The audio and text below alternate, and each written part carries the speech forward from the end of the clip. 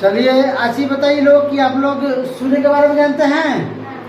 आज हम सूर्य के बारे में पढ़ेंगे, ठीक है ना, कि सूर्य क्या है, सूर्य किससे बना हुआ है, ठीक ना, उसमें ऊष्मा उत्पन्न कैसे होती है, हमारे पृथ्वी पर प्रकाश कैसे आता है, उसके बारे में हम लोग यहाँ पर जानेंगे, है ना। ये सूर्य दिया गया है, सूर्य बना दिए हैं, ठीक ना।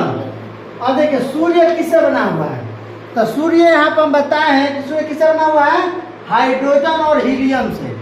हाइड्रोजन और हीलियम के हल्की गैसों से सूर्य का निर्माण हुआ है, ठीक है। और उसमें आप देखिए, अब कोई पूछ दे कि उसमें हाइड्रोजन कितना परसेंट है, हीलियम कितना परसेंट है, तो यहाँ पर लिखा गया है कि हाइड्रोजन कितना परसेंट है, 71% है। कितना है, 71% है।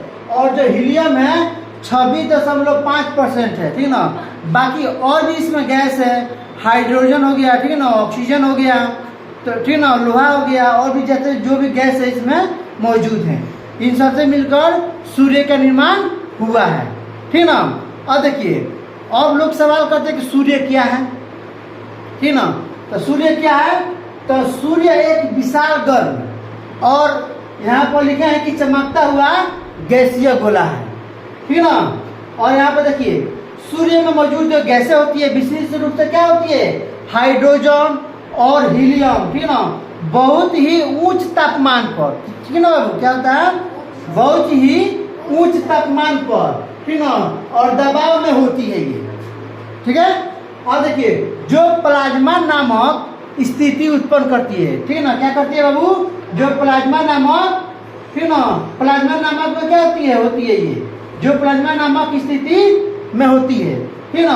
सूर्य के केंद्र में ये कहा था बाबू, सूर्य के केंद्र में परमाणु, यहाँ पे लिखा है कि हाइड्रोजन परमाणु, क्या लिखा है, हाइड्रोजन परमाणु, ठीक ना, हाइड्रोजन परमाणु एक साथ मिलकर, जो हाइड्रोजन परमाणु होता है एक साथ मिलकर क्या उत्पन्न करता है, यानी हीलियम परमाणु बनाते हैं। क्या बनाते हैं, हीलियम परमाणु को बनाते हैं ये मिलकर, ठीक है।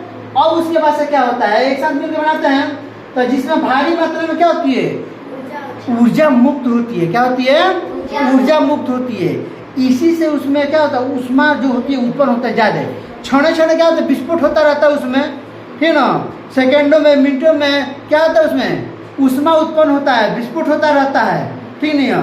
तो इसी से क्या होता है, उसमें ऊष्मा उत्पन्न होती है। अगर कोई आज ही बताइए, कोई कहे किसमें कि आज बताइए कि किस प्रक्रिया द्वारा इसमें होता है, तो नाभिकीय पूछ दे कि बताइए कि सूर्य में गैस किस प्रक्रिया द्वारा उत्पन्न होती है, तो आप लोग बोलिएगा कि सूर्य में, ठीक ना, नाभिकीय संवयन प्रक्रिया द्वारा ऊष्मा उसमें उत्पन्न होती है जी, ठीक ना, नाभिकीय संवयन।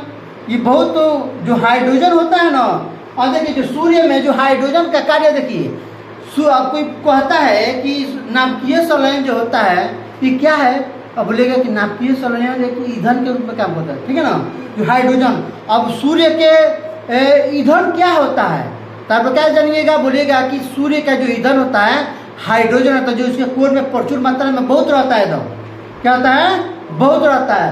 उसी से क्या होता है, ये पूरा जलता रहता है, विस्फोट करेगा एकदम। इसके ईंधन क्या होता है, सूर्य के ईंधन क्या होता है, हाइड्रोजन होता है। क्या होता है, हाइड्रोजन, जो सूर्य के कोर में चारों तरफ प्रचुर मात्रा में स्थित रहता है, समझे ना।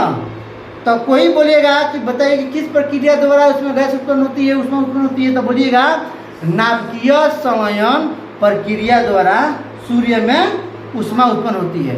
और जो यहाँ पर आपको हम बताए हैं ना कि जो प्लाज्मा नामक स्थिति क्या होती है, जो सूर्य के क्या होता है, केंद्र में होता है, केंद्र में होता है ना, जो बीच वाला सेंटर होता है, क्या होता है बाबू, जो बीच वाला सेंटर होता है यहीं पर स्थिति रहता है ये, ठीक है ना, वही क्या करेगा, उत्पन्न करता है। इसके बारे में और भी हम बताएंगे, ये पार्ट 1 हुआ, इसके बारे में हम और भी आप लोग बताएंगे, ठीक है ना। और देखिए एक और बात हम बताते हैं आप लोग को, कोई भी लड़का हो अगर किसी को पढ़ाई न समझ में आती हो, कोई भी लड़का हो अगर किसी को पढ़ाई समझ में नहीं आती हो, और यहाँ पर आने पर एकदम 100% उसको समझ कुछ सिखा कर हम उसको भेजेंगे यहाँ से। और किसी को कुछ पढ़ने ना आता हो या लिखना नहीं आता हो, एकदम 100% जो एक क्लासेज है, यहाँ पर उसको 100% सिखा के भेजा जाएगा। और किसी बच्चा को यह भी हम बता दे रहे हैं कि अगर किसी बच्चा को पढ़ाई में अगर पैसा बाधा डाल रहा है तो उसके लिए भी यहाँ पर व्यवस्था है, ठीक ना। और वो लड़का पढ़ना चाहता है, नहीं जी हम पढ़ना चाहते हैं, मेरे पास पैसा बाधा पड़ रहा है, तो उसका भी यहाँ पर व्यवस्था, उसको हम यहाँ पर फ्री में पढ़ाएंगे। और किसी बच्चा को ठीक ना पैसा की समस्या है, वो पढ़ना चाहता है, उसको हम यहाँ पर क्या करेंगे बाबू, फ्री में पढ़ाएंगे, ठीक है। और जो भी यहाँ पर दिया गया है इसको बढ़िया से आप लोग क्या कीजिएगा, याद कीजिएगा। और आगे हम इसके सूर्य के बारे में और भी बताएंगे, ठीक है ना। चलिए।